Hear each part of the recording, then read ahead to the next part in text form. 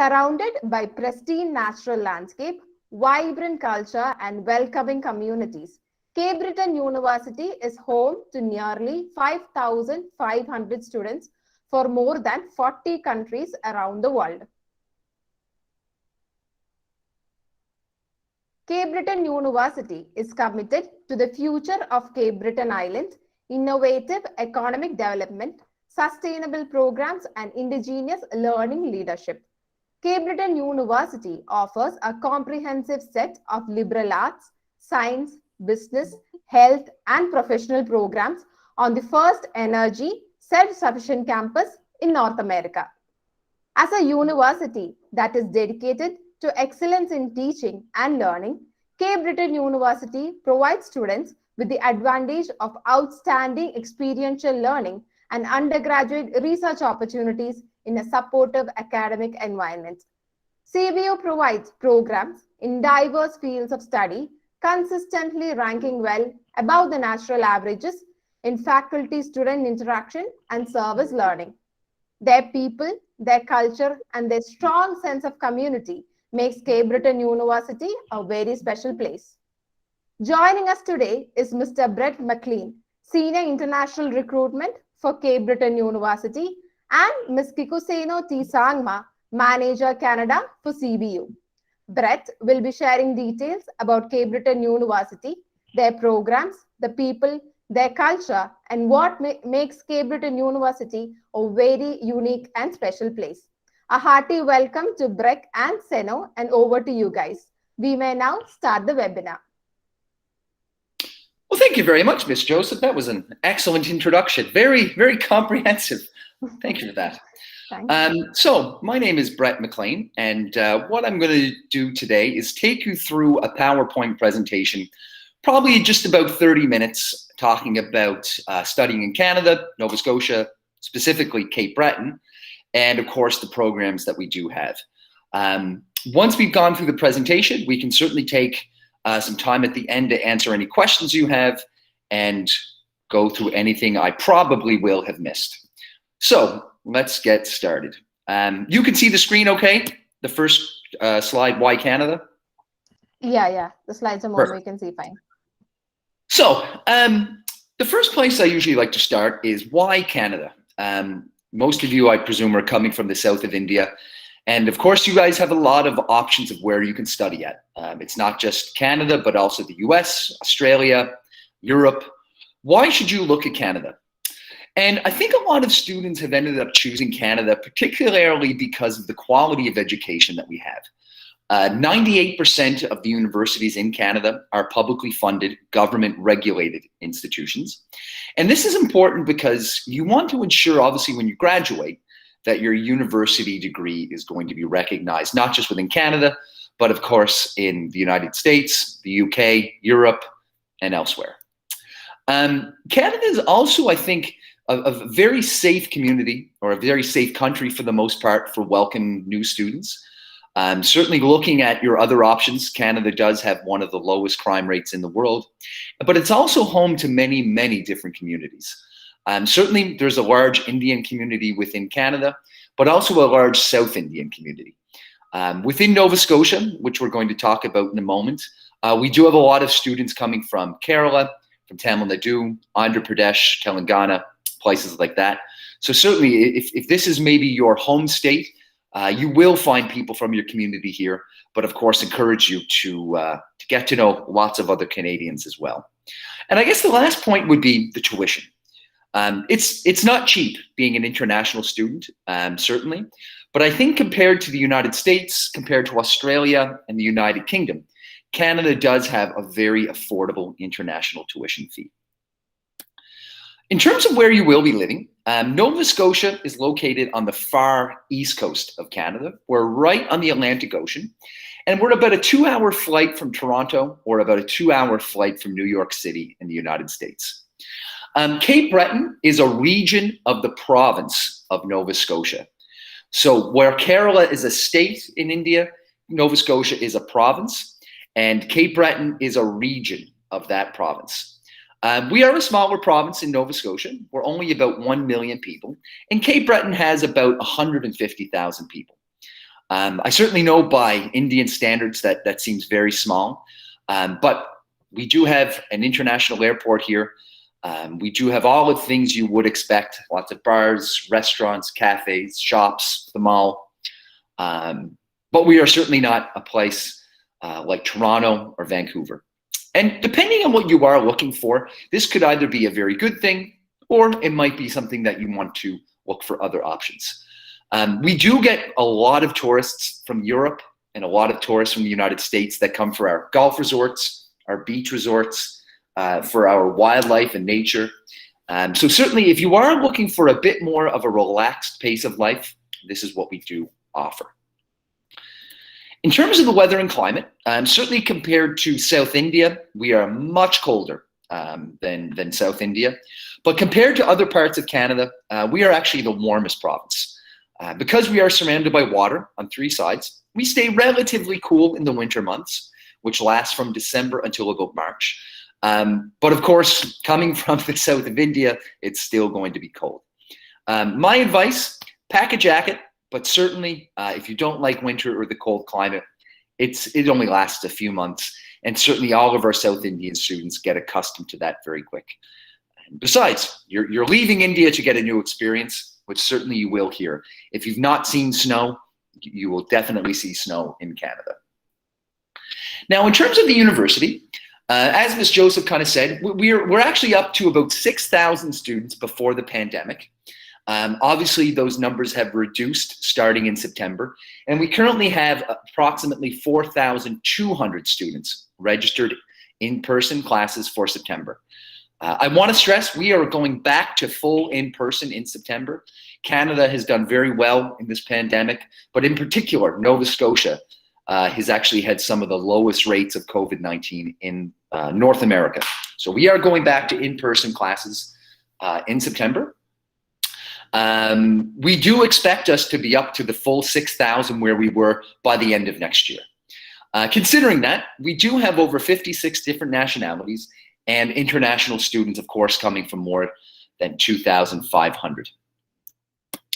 The options that we do offer, we have a lot of options available for students directly from high school, but we also have options available for students that already have a university degree in the post-baccalaureate program or in a Master's of Business Administration. I think it is important to stress we do not have PhD programs, and the only Master's on campus that we offer is an MBA. The MBA does require the GMAT exam or the GRE. So if you are somebody that has a degree, but you don't want to take the GMAT or the GRE exam, we also have some excellent post-baccalaureate business programs we're going to talk about. But I'll get all to that in a moment. Before we start with the programs, I do just want to let you know that you are eligible to work part-time while you study in Canada. You need to be working no more than 20 hours a week between September and April, and you are allowed to work full-time on scheduled breaks during this period, like reading week or Christmas, as well as full-time work between May and August. When you do arrive in Canada, you must be registered for at least 3 classes each semester between September and April in order to work part-time. And of course, you're not allowed to take a semester off if you decide that you want to work a bit more. You have to be registered. I think it's important to stress that your prime reason for being in Canada is to study, but you are given an eligibility to work part-time. In terms of calculating your tuition, calculating the tuition is based on how many subjects you're in each semester. So for example, if you and your friend both took the same program, but you took 3 subjects and your friend took 5 subjects, your friend would pay a little bit more tuition that semester, but you would, in the long run, have to go a bit longer. Overall, everyone ends up paying the same amount. It's just how you distribute your cost of tuition. And of course, the tuition, we assume on a basis of full-time, is 5 subjects semester 1, 5 subjects semester 2. That's what we consider a full workload, but you are allowed to take a little bit less. You will just have to go a bit longer in the long run. Now, getting to the schools. The first department or the first school we have is the Shannon School of Business. And we have a 4-year Bachelor of Business Administration program, or a BBA. This is for students directly from high school that are looking to study accountancy, finance, marketing, supply chain management, legal studies, human resource management, things like this. This program is available for students coming directly from high school, and it's 4 years. The way that you apply for this program is that for year 1, everyone just applies for a general Bachelor of Business. In year 2, you decide what you want to major in or do a concentration in. If you decide that you want to do a major in accounting but a minor in finance, you absolutely can. And this is a very popular program for our students directly from high school. The next program is a Hospitality and Tourism Management program. This is actually one of our most popular programs for a lot of South Indians, given the fact that you also have a large tourism program or a large tourism industry in the south of India. This program at CBU is going to be 3 years, not 4. And the reason why it's 3 years instead of 4 is because in year 2 and in year 3, when you finish your September until April classwork, you're also going to do a 4-month paid work term. We're the only university in Canada that is an official partner of the Intercontinental Hotel Group. So we're actually going to help you find jobs with the Intercon Hotel, the Crown Plaza, Holiday Inn, but also with tie-ups we have in beach resorts, ski resorts, cruise lines, hotels, other hotels, and restaurants. Because this is required, and because it is a paid internship, we're actually going to help you find this job. But it is a great opportunity for those of you that want to stay in Nova Scotia after you graduate, because if you've done a good job in your work term, you almost always have a good opportunity for full-time employment afterwards. And if you actually do a search on Google for job shortages in Nova Scotia, we actually do not have enough people to fill the jobs that are required right now. We actually have companies and businesses calling us on a weekly basis, asking us for students that might be interested to work. So if you are interested in working, this is definitely something to consider. Within the School of Business, the next program that we have would be the Post-Baccalaureate Business Programs. These are programs that are 2 years in length, and they would be required for students to already have a university degree. If you're directly from high school, you would not be eligible for these programs. But these programs are accredited as a higher than a bachelor's degree, but less than a master's. So if you're someone that's looking to do a post-grad program, but you don't want to do the GMAT or the GRE for the MBA, this would be an option for you. These programs are done over 4 semesters. The first 3 are in class, and the final semester is either a work term or a capstone research project. In order to qualify for the work term, you will need to have at least a 70% in your first year. Those of you that don't have the 70%, you will be able to do the capstone research project. And the work term sometimes is paid, sometimes it's not. There is more responsibility on the student to also find the internship. Unlike, say, the Hospitality and Tourism Management program, where because it is required and we help you find the job, this is not necessarily the case for this internship. So depending on what you're interested in, those would be the options. We do have 4 streams: supply chain management, business management, and public health management. All have a minimum requirement of a 70% Canadian in your undergraduate degree, which is approximately a 55% in the Indian school curriculum. For the business analytics program, we do require students to have a minimum of a 70% or a 55 overall average in the Indian curriculum, but we also require students to have maths and statistics, at least a 75% Canadian or a B+. So the business analytics program does have slightly different requirements. And we've actually designed some of these programs specifically with the South Indian market in mind. I've been very fortunate to spend a lot of time in South India, and public health management was a program that we designed specifically for those students that come from a nursing background. pharmacy, biology, chemistry, maybe midwife, maybe it's a program where you've done physiotherapy. This public health management program has been very popular in the south of India, but as has the supply chain management for those students looking to do something in logistics, or a general business management program whereby accountancy, finance, and marketing is something you're interested in. So depending on what your kind of goal is, these are some excellent and very popular two-year programs. The tuition fee is also very competitive. The tuition is approximately 28,000 Canadian dollars. I have to adjust that number there slightly. And it will be paid by 18,000 in year one, but only 10,000 in year two. This program, I think, looking at the tuition of other institutions, is very, very good.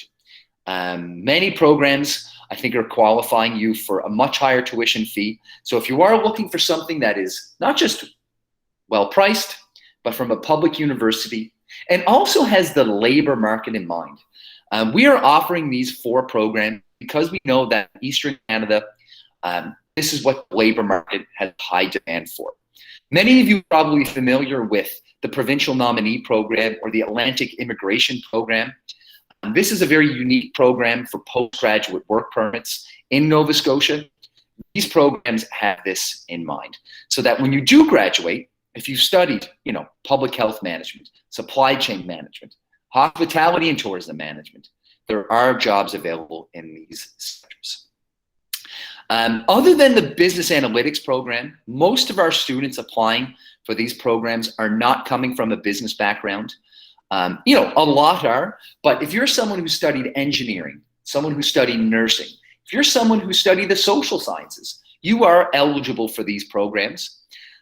For the business analytics program, because we do have a maths and statistics requirement, a lot of students usually come from finance background, mathematics, or actuarial sciences. So other than business analytics, we could pretty much accept most students.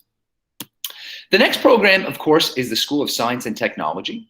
One of our largest faculties is the engineering faculty, and we have 2 types of engineering: an applied engineering technology program, as well as your traditional Bachelor of Engineering. The 2-year engineering technology program can be done as either 2 years, 3 years, or 4-year programs. If you're a student that wants to do the 2-year diploma, pass out, and then work for a couple of years, you absolutely can.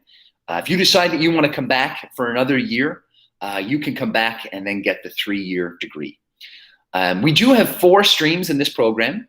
We have the engineering technology in petroleum, electronics and controls, environmental studies, and chemical engineering technology. This is very much a hands-on engineering program. You are not a professional engineer when you graduate, but rather an engineering technologist. And a lot of the students choose this program because of the job opportunities. There's a huge demand in Canada for applied engineering technologists. And certainly, if you're someone that already has an engineering degree in India, you can also apply for a 2-year advanced standing in this program. You will get ultimately an engineering degree, an undergraduate degree again, but it is a program that if you want to be able to work as an engineering technologist in Canada without doing a 4-year qualification, we will give you credit for the first 2 years. Next, of course, is the Bachelor of Engineering. This program is only for directly from high school students, or 10+2 students. And this is the traditional engineering program. It's a 4-year engineering that would focus on either mechanical, electrical, civil, environmental, or computer engineering. The first 2 years are done with us, and then you automatically transfer to Dalhousie University in Halifax. And that's the way it works for every university in Nova Scotia. Everyone must complete their last 2 years at Dalhousie, and there are co-ops available if you decide to go through that program. The degree that you get will be from Dalhousie University as well. Last but not least, we have the Bachelor of Science program, and this would either be a 3-year or a 4-year degree in biology, chemistry, mathematics, or psychology. Students that want to go on to study pharmacy or that want to study medicine would have to do a 4-year degree first. Unlike the United Kingdom or Australia, you cannot go directly into a medical or a pharmacy program from high school. You have to do one of these programs first. Or if you're interested in eventually going on to grad school for chemistry, biology, maths, this is where you would start at. The next department we have is the School of Arts and Social Sciences. This is for students who would like to go and study international relations, journalism, history, languages.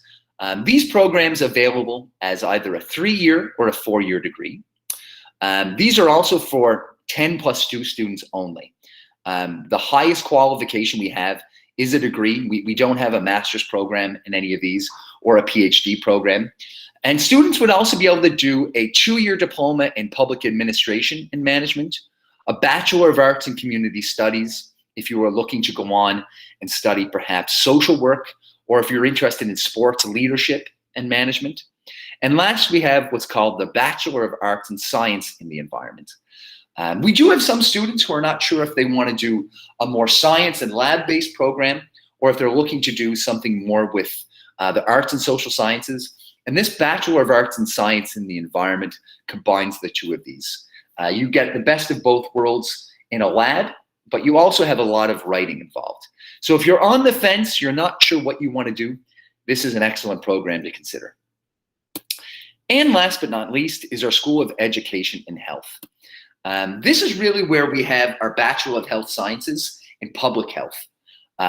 This is a program that's either for 4 years of study, students coming from their 10+2, or a 2-year advanced standing post degree for students that already have a science-related degree. If you're someone from the south of India who maybe has a Bachelor of Science or has a nursing degree and you've taken microbiology for at least one subject, this is a very, very interesting program. It's a program that focuses on the prevention of disease through air, food, and water. This sector is called epidemiology, and I think since the beginning of this pandemic, we've heard a lot about the prevention of disease and the spread of disease through the air in COVID-19. Prior to the pandemic, this was actually quite difficult sometimes to explain. What's the difference between a Bachelor of Science in, say, biology and a Bachelor of Health Sciences? This program has actually received a lot of interest, and we actually have now had to cap this program at 100 seats per year. So if you are interested in this public health program, either directly from high school or because you already have a science degree and you're looking for a 2-year program, I would urge you to apply early for this program, okay? In terms of the campus facilities, I'd like to take a moment to talk about that because those are the main areas of study we get students for in India. I would stress that we do not have computer science. We don't have software engineering, unfortunately, or anything IT related. We have a couple of online master's programs in education as well as environmental studies, but they're online. You would not come to Canada for that. The only master's program that we have is an MBA, and we do require you to have the GMAT when you apply. So if you do have questions about any specifics on those programs, please let me know in the question and answer, because I know that is fairly quick. That's a lot of information to take in. In terms of the campus facilities, we do require all students to be academically advised one-on-one, either through WhatsApp, email, a Skype call, before you can register. And in your acceptance package, you're going to get not just your offer letter, but also an international student checklist of what you must do. As soon as you get accepted at Cape Breton University, you must register your Cape Breton University email address, and then you must schedule academic advising. Once you are accepted at Cape Breton University, we no longer give correspondence to your personal email address on file. It's only to your CBU email address. And we have no reason for you to know how to schedule your classes or what subjects you need to take. So that's why every student, whether they're from Nova Scotia or they're from India, must register for academic advising. In terms of the International Student Center, this is really going to be your first week when you arrive on campus. We don't currently have airport pickup through the university for this September. It's done through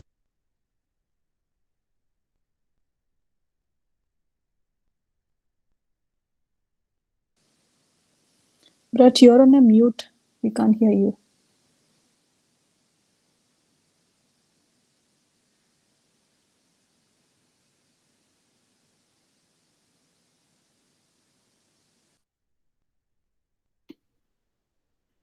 How about now? Yeah. Yeah. You went back on mute, Brett.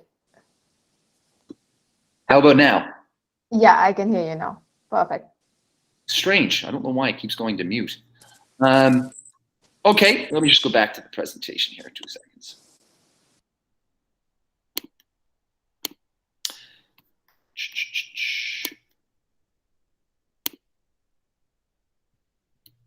There we go. So yes, so the first week of class is going to be your student orientation. And we're going to help you get everything from on-campus housing to off-campus housing to a mobile phone to a bank account to all those things that you need moving to Canada. I'm not sure if you caught the bit on airport pickup, but normally we do have airport pickup done through the university. Given the pandemic, we've had to outsource that to a third-party company. But just so you know, we are back in person full-time this September. We do have a very vibrant student life, and it's one of the great things about having so many different nationalities on campus. This is a photo here of our Afro-Caribbean week. We have over 20 nationalities from Africa that study with us, as well as but a handful of students from the Caribbean. But certainly, if you're coming from India, we would strongly encourage you to bring any national or regional dress that you have. We have a huge celebration usually for our Diwali students, our Hindu students during Diwali. Nova Scotia is a very Catholic province, so church is quite big during Christmas and Easter. But also for our Muslim students, we have a large Ramadan event and iftar. We celebrate Chinese New Year or the Lunar New Year. So we strongly consider or encourage you to participate in these events. Sports and athletics are very popular at CBU. We have an excellent basketball and football team, our soccer team as we call it. We have 5 basketball courts. We have badminton courts. We have an indoor and outdoor football pitch that's also used for cricket. We have a lot of intramural cricket now that's being played by our students. We have students from India, Pakistan, Bangladesh, Sri Lanka, Nepal, Jamaica, certainly Bermuda, the Bahamas, all of which, of course, are very big into cricket. Applying to CBU. So this is the next, probably most important part, and certainly where our partners at Fair Future are coming in. We've been partnered with Fair Future now for many years. They've been an excellent partner to work with, and certainly if you're someone that's applying to CBU, but also applying for the study permit, I can say only wonderful things about the team at Fair Future. But my colleague Senna is actually going to walk through the process of how you apply to Cape Breton University and what you'll need to do. So Senna, I'm going to hand that over to you to maybe talk about there. Yeah, Brett, thank you so much for that. Okay, I don't know, I'm not able to see the screen though. It's why did that freeze? Yeah, it's frozen. Yeah, that's up. Okay. Yeah. Okay, so I'm just going to jump right into the intakes. How do you process, and what are the turnaround times that we have? Okay, mainly because of those 2 things, and also I'll speak a little bit about the IELTS that we have. Like Brett has mentioned, we have worked with, I think, Fair Future for the longest time. We have been working with them for a very, very long time, and they are one of our very, very trusted partnered agencies here in India. At CBU, we have 3 major intakes. So we have the September intake, we have the winter, which is January, and we have the spring-summer, which is normally in May intake. So those are the 3 intakes that we have here at CBU. The way you have to apply is, though as much as I want to say, oh, go to the online portal and submit your application, as much as I want to say that, I have realized that many students, when they do that, they end up getting a rejection, not because their applicant is bad or anything, but because, you know, they don't have a counselor or an education consultant you know, helping them through to process the application in the right way. For example, I'll tell you, we have an IELTS requirement of 6.5 band IELTS. At the same time, we are also accepting the MOI, which is the medium of instruction letter. Okay. Sometimes as students will not just understand, and they will upload their 6 bands IELTS and an MOI. And in that case, what happened? The application is rejected. Because it's not because they have bad English or anything, it's just because they just didn't know that they are not supposed to do that. The IELTS score will trump over your MOI if you do that, okay? Fair Future team, I'm sure they're aware of that, and they will be able to catch such kind of things in case you're applying through them. The deadlines are clearly mentioned. Right now we're applying for, or we are submitting application for the January 2022 intake, and 15 October would be the last date to submit your application.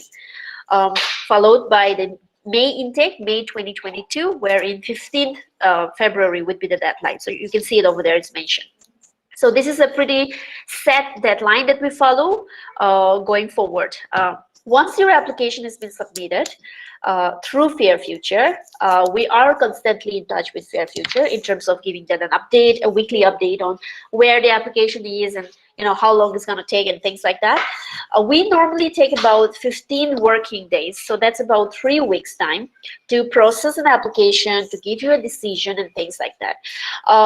I know there are a lot of students today, and then when we are allowed right now, I just wanted to tell all of you that sometimes it can take a little more than 15 working days. For example, now at this point of time, with summer there around and with shortage of team in the admissions, I can see like last week and last to last week, I can see some delays happening. Prior to that, there were no delays, but there are times when there's holidays, team members are, on leave and things like that. It can take a little longer than 15 working days. So please do not go back to Fair Future and, tell them or anything like that. They are going to give you the offer letter the moment they get it from us. Okay, so that's how it's going to work.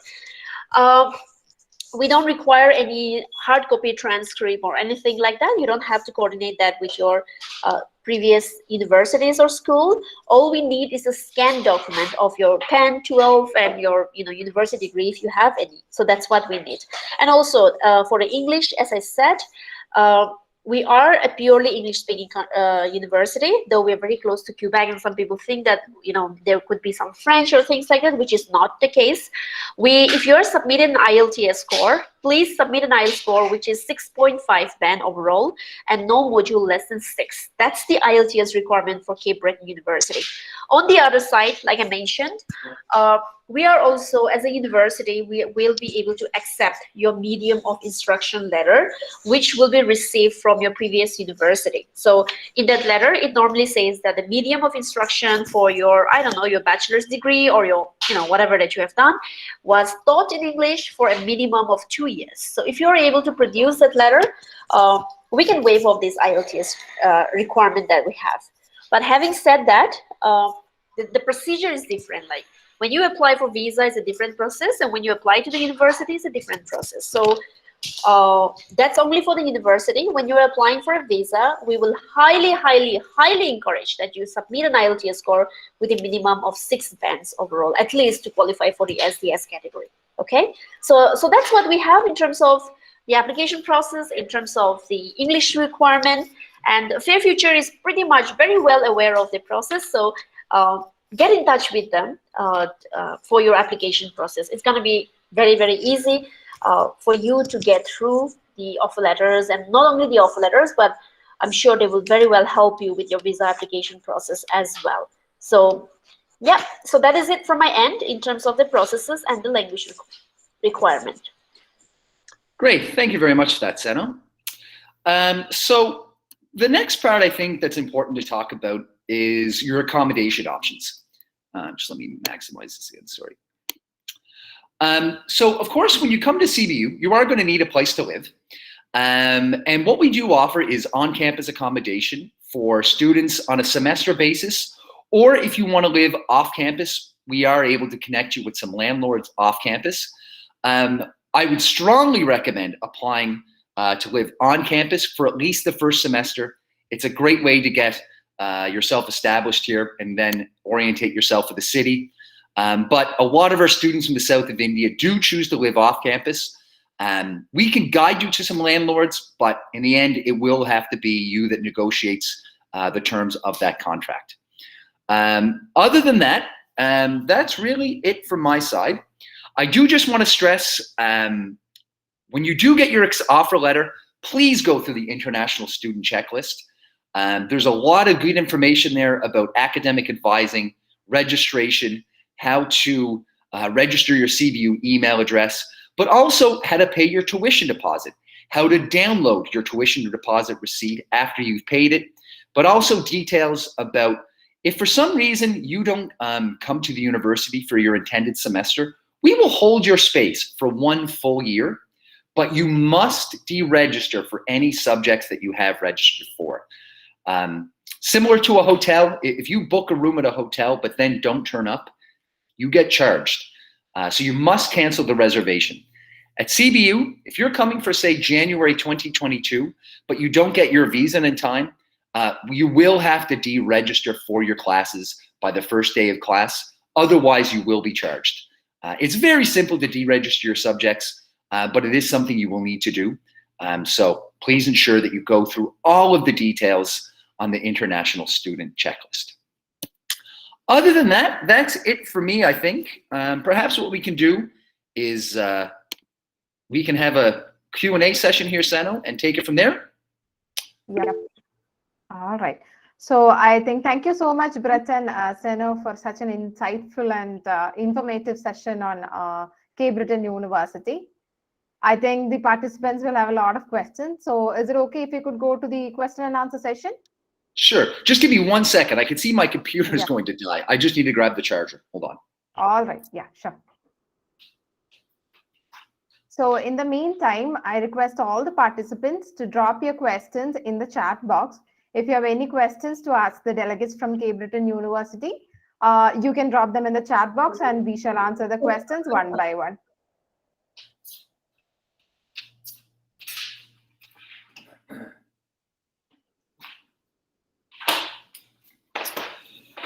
Sorry about that. Just, I don't want the thing to die halfway through.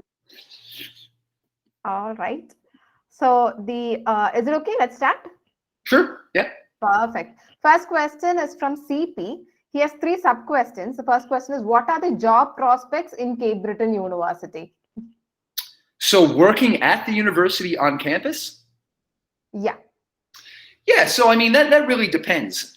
We encourage all of our students, particularly if they already have a university degree, to connect with the student union, to connect with faculty members.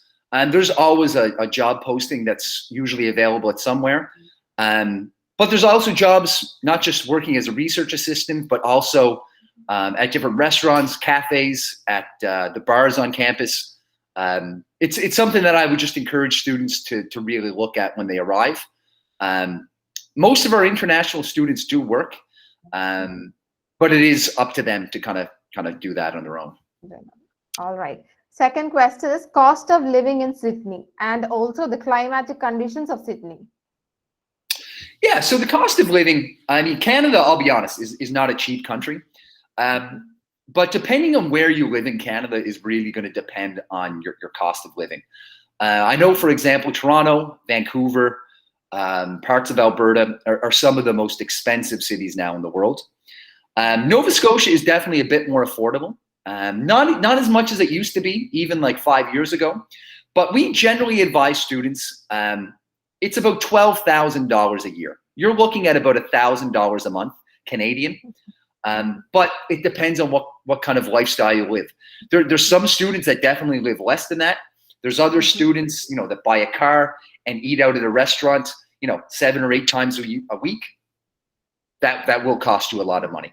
But generally, I know the Canadian government says you need a GIC of 10,000 Canadian dollars. I think it would be difficult to live on that. So I usually tell parents and students, budget at least 12,000 Canadian a year, or about $1,000 a month minimum. Minimum. Okay. So next question is, he's interested in healthcare management program at Cape Breton University. Can you please provide some insights to this course? So this is very much a business management program. There is no lab work in the laboratory in this program. That will be very much in line with our public health program. But healthcare in Canada is all run by the government. We have a universal healthcare in Canada. Long-term care homes are very common for our elderly citizens. But this is a very, very, very large industry in Canada. And there's a lot of management that goes into the healthcare system in Canada because we have a single-payer healthcare system. This is very much for students that are looking to get involved in healthcare management. If you go to the department website, you'll see a breakdown of all the subjects that you will be studying and the course descriptions. It is designed for students that typically want to work in the healthcare industry in Canada, but it's definitely not something where you'll be working as a nurse, an LPN, or even a continuing care worker. You will be very much working on the management side of hospitals or departments in that industry. Okay, thank you. Next question is from Devu Jyotika, and her question is, she has completed 3-year bachelor's in statistics, and she wants to know if she's eligible to apply for the diploma in business analytics. Yeah, so I mean, someone with her background typically would be exactly who we have for that program. The business analytics program, it does have a higher requirement to get in because we do require not just the 70% Canadian overall, which I think is what Seno, is it about it's a second class or about a minimum 55% in the undergraduate degree. But we also require statistics and maths. Obviously, taking a statistics program, they have lots of statistics subjects, but we need 2 of those subjects at a 75% Canadian or about a 60% average as well. So we would need to see the transcripts. We would need to see the academic performance. But yeah, that's exactly the type of qualification most students apply with. All right, thank you. Next question is from Malavika Rajashekaran. She is currently admitted into the post-baccalaureate diploma in public health management, and she wants to know if co-op is available for this course by the university. Yeah, so that's a good question. So a co-op and an internship are different.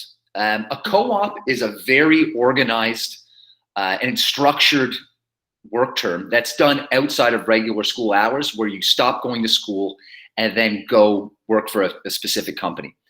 The co-op has a very legal definition in Canada, and it often comes specifically with government funding. The internship program is what's part of the post-baccalaureate program. So it's not actually a co-op. And the internship for the post-baccalaureate programs is not required. Students, if they want to do an internship, they can. They have to have certain academic requirements in year 1. But if they don't meet those academic requirements, or they're not able to find an internship, there is the capstone research project. So I do want to stress that an internship is different than a co-op. The internship might be paid, it might not be paid, whereas a co-op is always paid. So in this instance, if you decide that you do want to do the internship in the post-bac program, you may be paid or you may not be. And it's only for those that meet the academic requirements. Okay, thank you. Next question is from Shubham Goyal. For post-baccalaureate diploma in business analytics, study gap of 6 years can be accepted?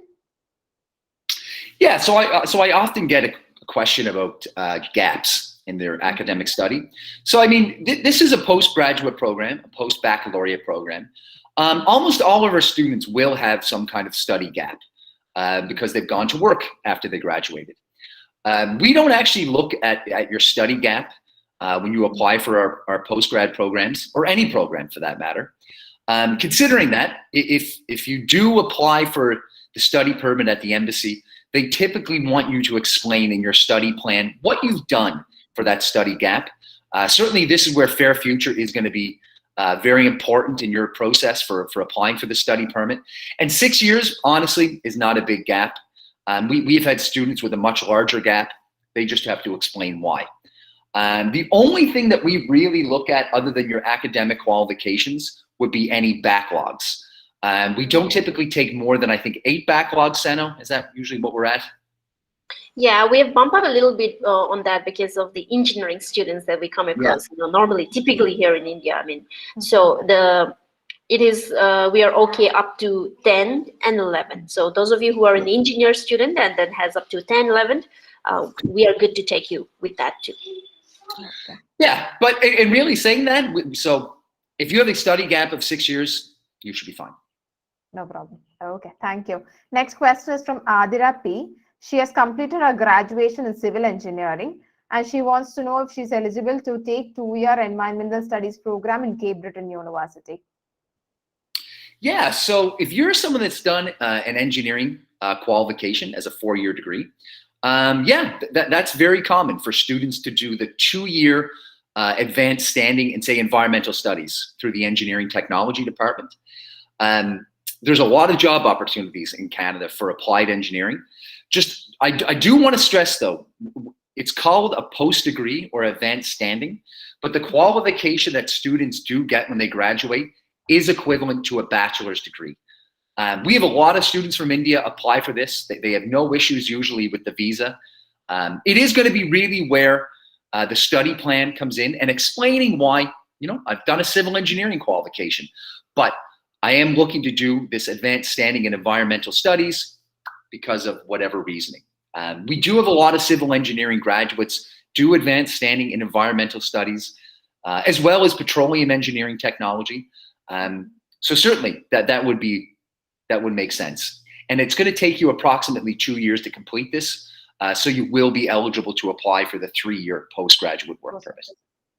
Okay. Next question is from Karthik YN. Hi, I have already completed post-graduation MBA in finance and accounts. Guide me some programs to upgrade my skills. And he also has 14 years of work experience. Yeah, so I mean, if you're someone that has graduated from a finance background, obviously 14 years work experience, that's a solid amount of work experience. You have a couple of options. You would be able to apply for, I assume, any of the post-baccalaureate programs, given that you have a finance background. If you're meeting, Karthik, the minimum requirements of 75 and at least 2 finance subjects, you could do business analytics, you could do business management, supply chain management, but you could also be considered for the MBA program if you're looking to do the GMAT. 14 years work experience is certainly a lot, so maybe that is an option you're looking for instead of a post-bac program, maybe the MBA. But in terms of what options are available, there's quite a few. I think it's probably important for you to have a look at the programs and see what lines up with what you want to do after you graduate.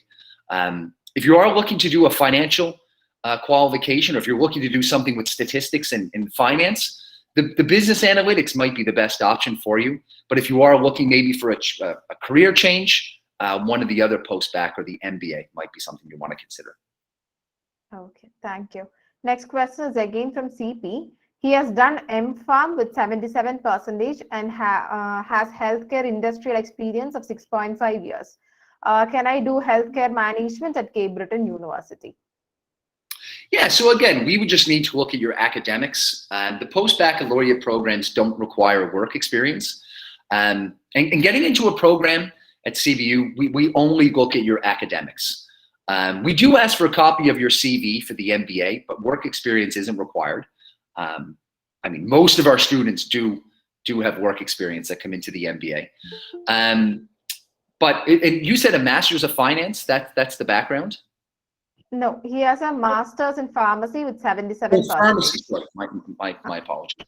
Yeah, I mean, if you're coming with a master's of pharmacy, I'm going to assume that you have microbiology. If you are looking to do something in management in the healthcare industry, definitely public health management. But also a lot of our students with a master's of pharmacy do go into the advanced standing in the health science program, given their background. So I would really say 2 options, depending on if you're looking to go into management.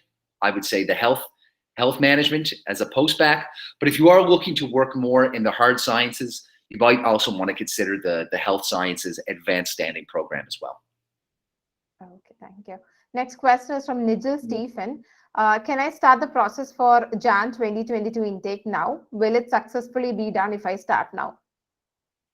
Yeah, so the January 2022 intake is the intake that we're actively recruiting for.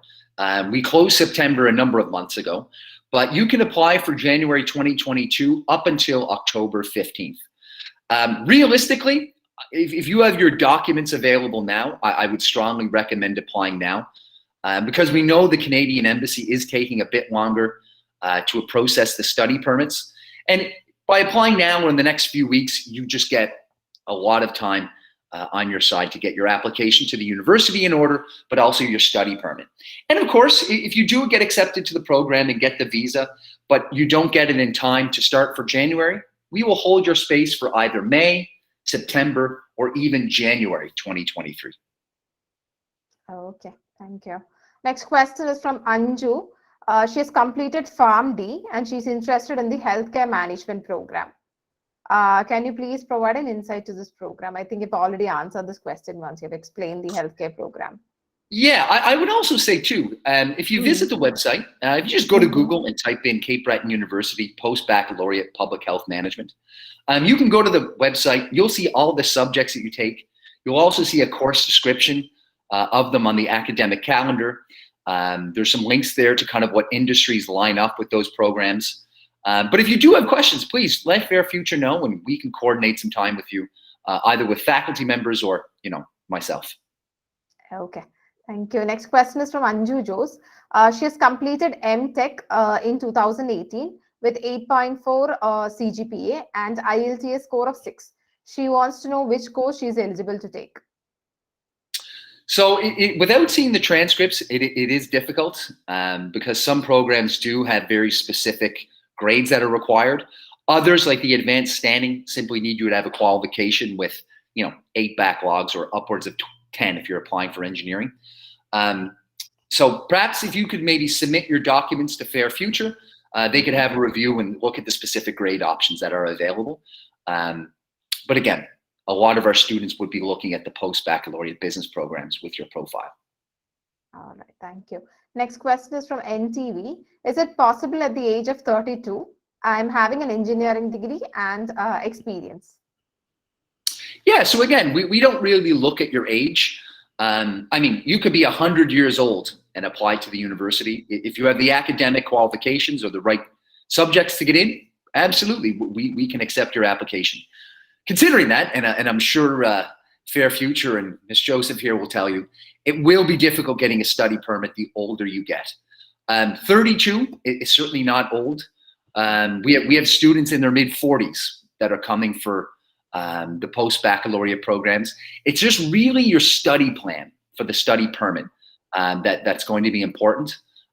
As long as you meet, though, the academic requirements, we can provide you with an offer letter.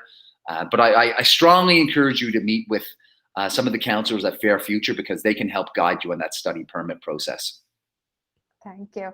Next question is from Ashwajit.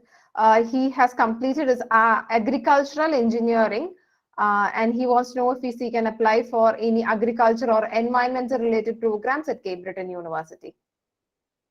So we don't actually have an agricultural program. The closest that we would have would either be the engineering technology program in environmental studies. I know certainly a lot of our students that work in that end up working on farms or in the agricultural sector. The other option you might want to consider is doing a 2-year advanced standing in the public health program.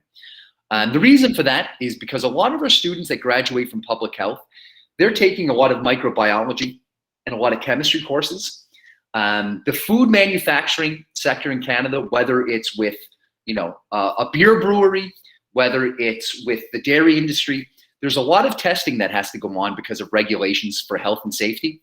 They go to work for that. In particular, in the agriculture sector, there's a lot of regulations around testing soil, ensuring that minimum health standards are being kept on farms, on food manufacturing. So if you're coming from an agricultural background and looking to work certainly within that sector in Canada, either the public health advanced standing program or perhaps the environmental studies in the engineering technology program would be something to consider. Thank you. Next question is from Shyam. Is there any masters in MBA in logistics or interior design? No, unfortunately, the highest qualification we have for logistics and supply chain management would be the post-baccalaureate program.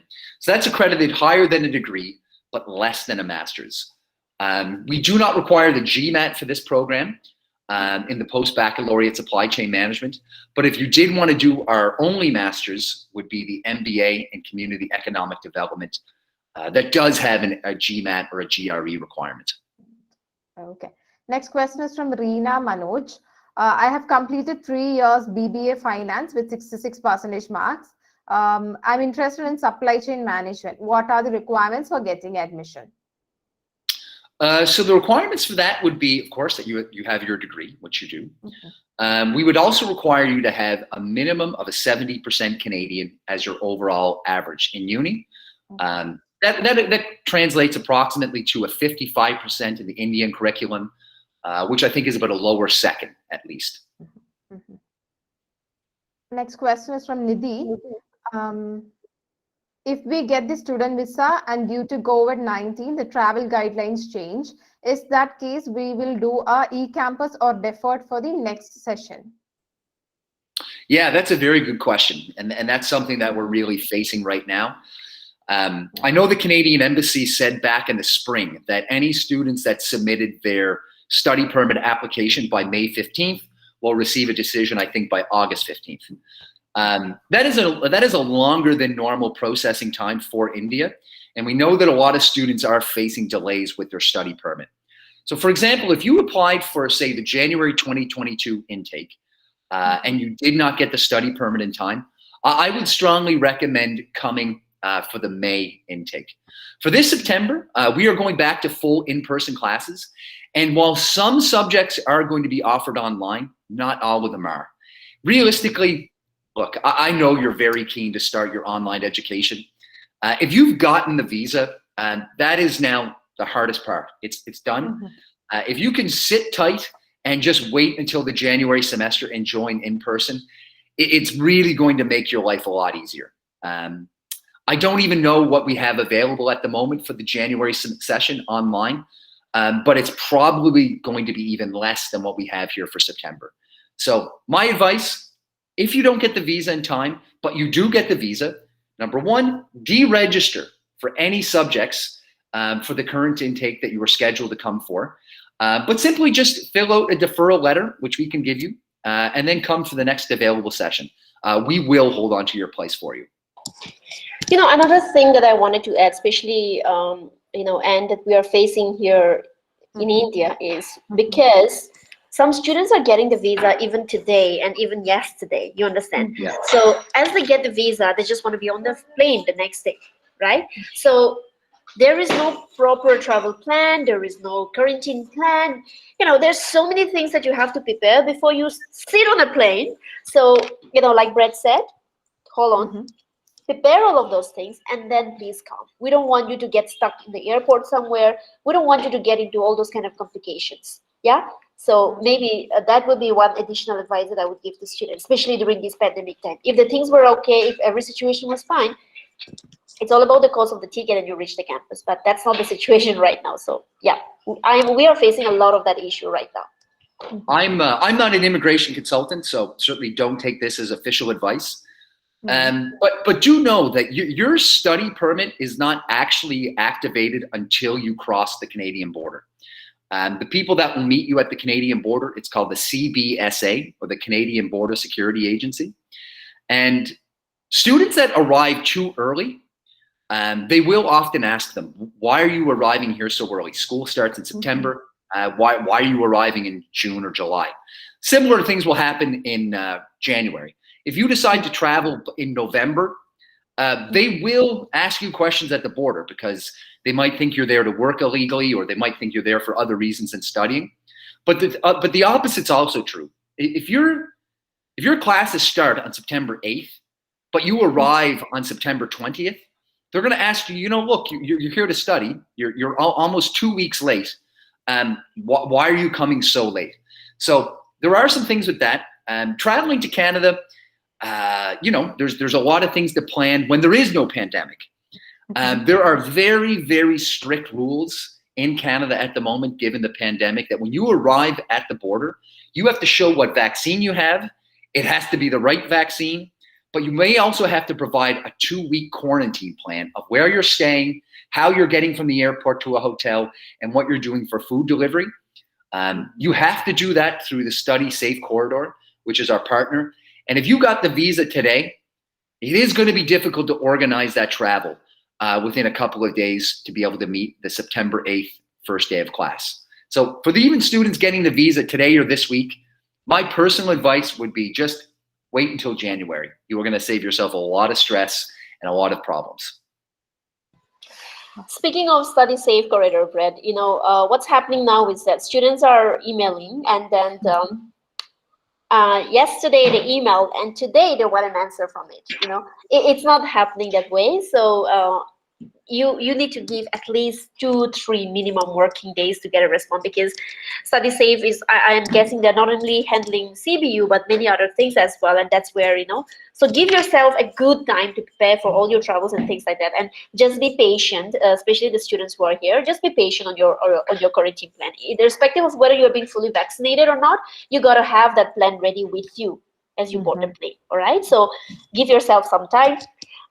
Whenever somebody calls me or emails me and say that, hey, I haven't heard from Study Safe, I was like, when did you apply? Yesterday. Okay, hold on, wait. You know, that has become like an auto answer for my thing. Okay, so you might want to keep in mind. And absolutely. I mean, Study Safe Corridor is actually, they're a part of Colleges Canada.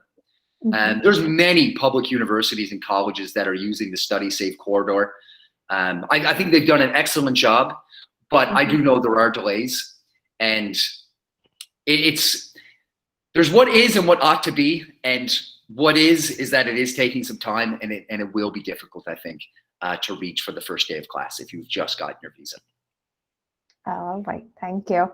Let's move on to the next question from Melinda Hendricks. My previous letter of acceptance expired, and it's been more than 2 weeks since I reapplied for a new one. Could you please tell me how long it will take to get a new one? Sure. Oh, sorry, go ahead, Sana. Yeah, so when because of all this travel thing, this is kind of like, you know, a continuous discussion. Because of the delays in the visas and the travels that people aren't able to make, we are receiving a lot of deferral, and there's a deferral form that every student needs to fill up. Super easy. The processing time, coming straight to the question of the student, is the processing time is going to be like your new application, because it goes in the system as a new application and then it comes up. Okay, so that's why we are going to take at least 15 working days. If it's been 2 weeks already, just hold on to another more weeks, and then we should be able to give you the offer letter. Okay, so that would be my answer. But remember that if you're applying for a deferral letter, you have to wait for another 15 working days. All right, thank you. Next question is from Sheena Shankar. I'm a civil engineer with 15 more years of experience. I'm interested in PG diploma in engineering. What are the requirements for admission? So for the engineering department, we don't have any postgraduate programs. We do have something called advanced standing, whereby if you have a university degree already, like yourself, you can apply for a 2-year post degree or an advanced standing in an engineering technology stream, electronics controls, petroleum, engineering technology, chemical or environmental studies. But when you do graduate after the 2 years, it's the equivalent of a bachelor's degree. And a lot of students will ask, you know, why would I want to do a second bachelor's degree? And that's a very fair question. And what I often tell students is, it is quite difficult to get into a master's program in Canada of engineering if you don't have a Canadian or American degree. The engineering technology advanced standing is designed for students whose ultimate goal is to get a qualification in Canada that's going to allow them to work in the oil and gas sector, or as an engineering technologist or something like this.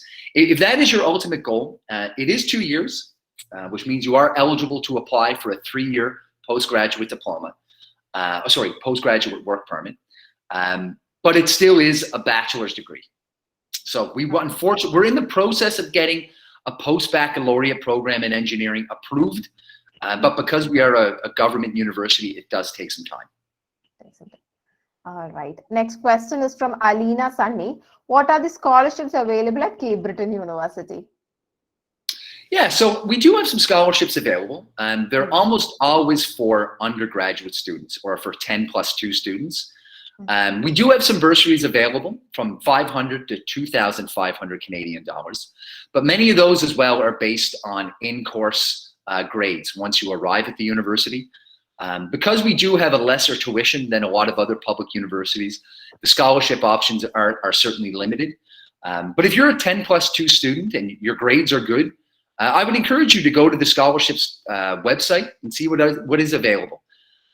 Usually the highest it goes up to is about 5,000 Canadian dollars, and it would always be based on your academic grades. But certainly, if you're a 10+2 student and have good grades, see what options are available for you to apply on the website. Okay, thank you. Next question is from Rosemary. Admission requirements for post-baccalaureate diploma in healthcare management. So you would need a 70% Canadian in your undergraduate degree to apply for that program. Okay. Next question is from Sandhya John. I did my master's in commerce. Can I take public health management? You can. I mean, you can apply for the public health management program. Again, you'll need to meet the minimum requirements, and you'll probably just need to talk about in your study plan with the embassy of why that makes sense, why you're applying for a public health management program. But if you meet the minimum requirements, absolutely. Okay. Next question is from Rohit Job. What about taking spouse along with student? Yeah, so certainly a lot of our students do bring their family members with them. Your spouse is entitled to an open work permit. You will need to make a separate application for an open permit once you've been accepted and have received the visa. If you are bringing your children with you, they're eligible for K-12 in the public sector free of charge.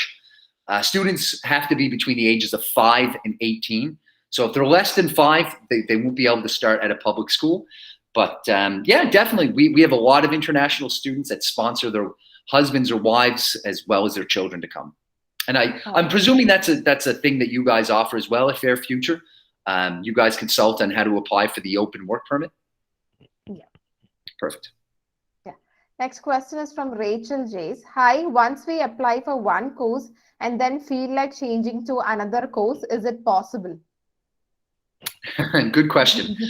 I would say this. Before you apply, look at all of your options so that when you do apply, you don't have to change the program. We do, in some circumstances, allow students to change programs. But you know, you're applying to the university. Think about what you're looking to study. Do your research, and hopefully you'll make the decision that you want the first time around. I guess my follow-up question to that question would be, what 2 programs are you looking at, and why would you apply without fully knowing what you want to study? My advice would be, just do your research before you apply so that when you do get accepted to a program, you don't have to change the program. It is something we can accommodate, but it's not a priority for us. We are going to be processing new applications rather than change of program. So if you decide you want to change your program, you're not going to get your offer letter right away. We honestly look at students that change their program as not having done the work beforehand, so you will have to wait until other applications are processed. Okay. Next question is from Alavika Ragashekar. I'm currently admitted into the post-baccalaureate in public health management, but I wanted to know if the university will link us directly to potential employers, or are we as students supposed to find employment on our own to fulfill the co-op requirement? So I think before I did explain the difference between a co-op and an internship. I do want to stress the post-baccalaureate programs do not have a co-op. It is called an internship option. And certainly we do have a department that helps students find the internship, but we do expect you to also look for a job. It's not the same as a co-op department where we have explicit tie-ups with engineering firms or accountancy firms or marketing firms. The internship program in the post-baccalaureate program is a lot more loose. And we do expect the students to look for the internship opportunities on their own as well. Thank you. Next question is from Adira. Hi, I'm an Master's in Pharmacy graduate. I would like to know about the healthcare management program at CBU and the job opportunities for the same. Also wanted to know about the part-time job availability in winter since I plan to join in January. So looking at the program itself, I would encourage you to go to the website and go to the department page. You'll see a course list, a course description, and a breakdown of what the program entails and its program structure. It is difficult to explain all of that on a seminar in detail because you do have to take 14 subjects that cover a wide range of topics. So I would encourage all students with any questions about any program and more specifics on the courses that it takes, spend half an hour on the website in the academic calendar. There's a lot of information on each subject and what the goals and outcomes are after you graduate. Similar to that, it does talk about industry opportunities for each program and where you can probably find a job full-time after you graduate in what sectors. So I will leave that to your own research. In terms of part-time jobs, there's a lot of different things. Students typically work at bars, restaurants, shops, the mall. It's nothing glamorous. It's a part-time job that a lot of our university students do focus on. In the winter time, there's probably going to be less jobs in, say, the tourism and hospitality sector, given the fact that it's winter, but there also are a lot of other opportunities at ski resorts, hotels, things like that. So when you do arrive, please give yourself some time to settle in before you start looking for a part-time job. The student union is very good at posting jobs, but also our student services department are good at helping you get your CV together and getting an understanding of what employers in Canada are looking for. A lot of students do come from India looking for part-time jobs and have their photograph stapled to their CV. You cannot do that in Canada. An employer will throw your CV in the bin if they have a photograph on it or religion is stated. It's actually illegal to hire someone based on gender, religion, or require a photograph. So those little things are going to be important. Get over the jet lag, get used to the city, and then book an appointment with this writing center or the student services department, and they'll help you find a job. All right, thank you. Next question is from Wellness Coach. Hi, I am BEECE. He has 7 years gap and he does not have any job experience, but then he has 7 years of business experience. Is he eligible to apply for a PG diploma? As long as you meet the academic requirements, you can apply. Yeah. Next question is from Anand S. Kumar. What are the class timings for post-baccalaureate diploma in business management? How many days do we have classes? So you go to school between the hours of usually 9 and 5 in the evening, depending on what the professor's schedule, Monday to Friday. Mm-hmm. All right. Next question is from Jyotika. She's a BBA graduate and she would like to apply for the healthcare management course. And can she switch to another course after she reaches Cape Breton University? I guess I would ask why you would want to switch. I mean, just apply for the program that you want from the beginning. Next question is from Abel Samuel. What are the future job options in Nova Scotia for a student who has completed healthcare management, who does not have previous healthcare degree or background? So this is a difficult question to answer because it's going to depend on every individual. Certainly, healthcare in Nova Scotia has a lot of different options, whether it's in long-term care homes, whether it's in healthcare policy making, whether it's in a hospital itself, working in the finance department. This is really something I think that if you are interested in the labor market, you can visit the Nova Scotia Immigration Department. They provide a quarterly brief on labor market statistics and kind of where employment sectors are hiring. But more importantly, I think when you get to the university, within 2 years, you're going to take a lot of different subjects in healthcare management. And I think it's going to be at those times over the 2 years where you figure out what you want to do, but also where the labor market is going.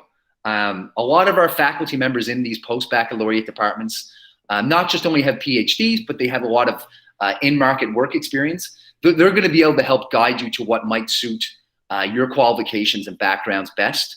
I go to the website and see. I don't have that information offhand, but it is certainly something that I understand is important. And I would look at the labor market statistics in Nova Scotia for that, if I were you. Okay. Next question is from Charles Freddy. He has applied it for a healthcare management 3 weeks ago, still waiting for the offer letter. When can I expect the offer letter? Well, I would say, assuming that you submitted all of your documents on time at the time, we only start considering applications once all of the documents have been submitted. But assuming you did submit all the documents 3 weeks ago, it should be any time now. We try and keep it to about 15 days.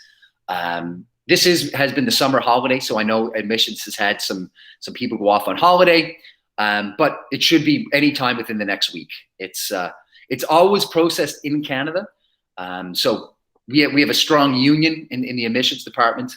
They do work 37.5 hours a week, and with the holidays, sometimes it does take a little bit longer, but it should be any time now. You should expect a decision. All right, thank you. Next question is from Suneet Munta. She is 44 years old and she wants to know if she can get an admission. She has completed her Bachelor in Science in Microbiology. Yeah, I mean, I would send your transcripts to Fair Future, and they can look at your grades to see if you meet the minimum requirements for either the post-bac or for the Public Health Advanced Standing program. That would probably be the two most likely programs. All right, thank you. Next question is from Sheena Shankar. I have a master's in structural engineering. Post, I've started working in a construction project management field. I'm interested in pursuing a postgraduate diploma in project management or environmental field. So could you help me with the process? So unfortunately, we don't have anything in project management specifically. It is something I wish we had. I get a lot of inquiries about project management, but I know project management in Canada is a very specific accreditation. There's a specific program you do take for that. It's not something that we have, but I'm sure that Fair Future does have an institution that's offering something in project management they can help guide you with. Okay. Next question is from Asha Anand. In 2-year post-degree public health, what is the difference between the 10 course and 24 course? Is it different curriculum than what we have to select? No, the 10 course. Which is the 10 course? I think they're confused between the year 1 courses and the full length courses. Oh, that would be okay, the reason. I mean, that's what I can imagine. I don't know if there's anything else.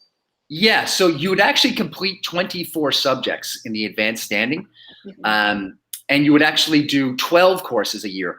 I apologize for the confusion on that. Public health is one of those programs where you do 6 subjects a semester. Most programs is considered full-time with 5 subjects. But for the public health advanced standing, you do 6 subjects each semester. But that's how it's broken down. It's 12 subjects per year for 2 years. And I'll have to fix that. Yeah, just to add up a little bit on that as well. 6 subjects may sound like, because there are people who's taking 3, 4, and they're still able to catch up.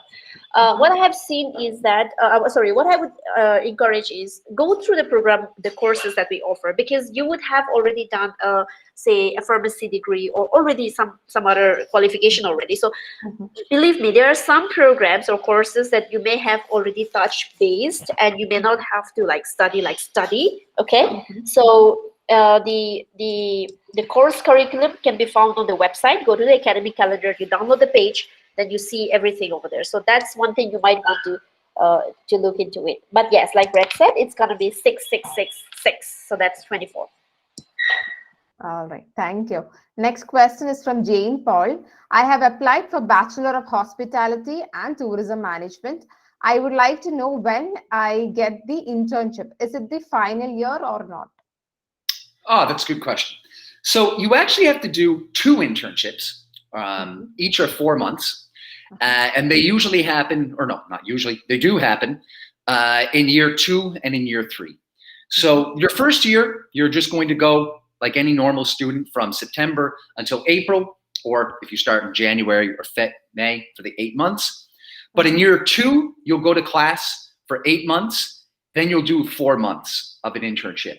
Come back to class, do 8 more months of in-class work, and then do your second 4-month internship. So the internship is done in year 2 and year 3.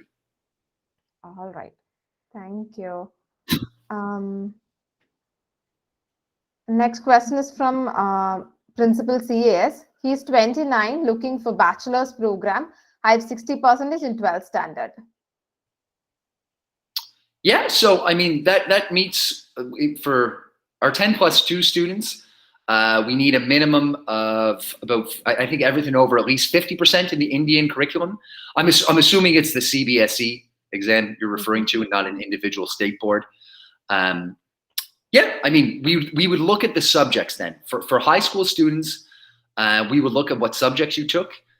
Specifically for science and engineering, we need usually 2 sciences, chemistry, biology, chemistry, physics, biology, physics, any combination of 2 of those, plus maths, plus English.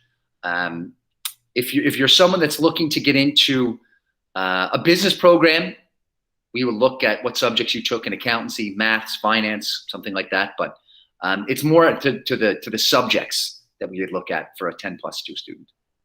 Okay. So yes, you would be eligible to apply. Yep. All right. Next question is from Ashik. He has 9 number of backlogs, and when it comes to the number of attempts, it's 15. Is it the number or attempt that is counted as backlog? Can he do PG in petroleum engineering? I'm going to let you take that one, Seno.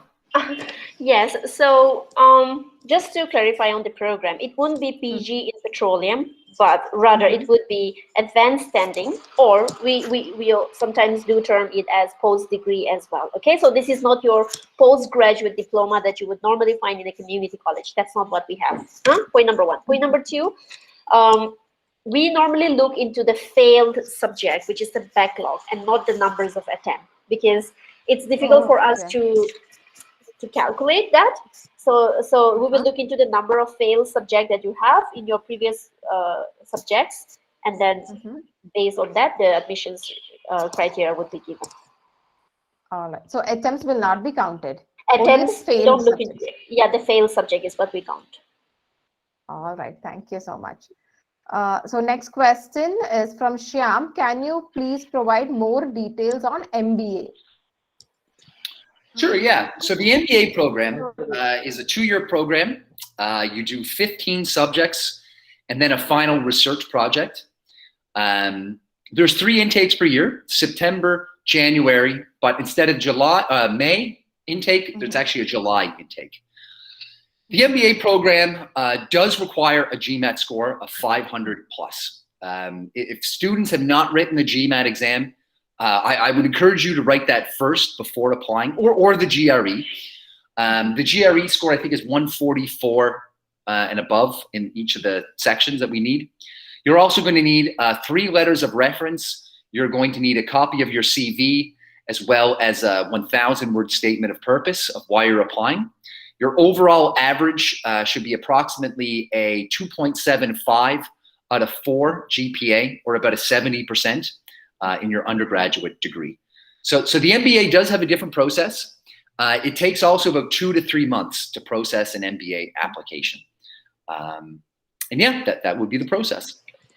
And I am extremely sorry, but I have another meeting just after 2 minutes. So I will have to log out. But Brett, if you have some time, there are some amazing questions. I can see some questions people are asking about the transport system and infrastructure in Sydney. I think that's interesting. The other one that I saw was about if they can work during the holidays. You know, those are amazing questions. So you guys can continue. I'll just log out because I have to jump into another meeting right now. All right. Sure. Okay. Thank you so much, Sena, for joining in. Yes. All right, Seno. Yeah. Chat to you later. Bye. Bye. So the questions with transport. Yeah, so we have a bus network that runs throughout the city. We don't have a tram or a train system in Nova Scotia that runs like locally. It's just from major city to major city. But yeah, buses, a lot of students do buy cars. Cars are quite affordable to purchase in Nova Scotia. But the bus system as well as cars would be the two main systems of getting around. In terms of working during the holidays, you can actually work full-time, 40 hours a week during reading week, which is in November and February, as well as during the Christmas holidays and Easter. You can work full-time. All right, thank you. Next question is from Divya De Silva. I wanted to know about the job prospects for the course of supply chain management in Sydney. Also, what are the part-time job opportunities in Sydney? Yeah, I think we talked about part-time jobs quite a bit. Yeah. So it'll depend on every student. Most students do work. I would say this though, remember your prime motivation for coming to Canada is to study. While most of our international students do work, it's not the top priority that you should have. If you don't get a job within the first week of arriving in Canada, don't be surprised. It's what most students go through.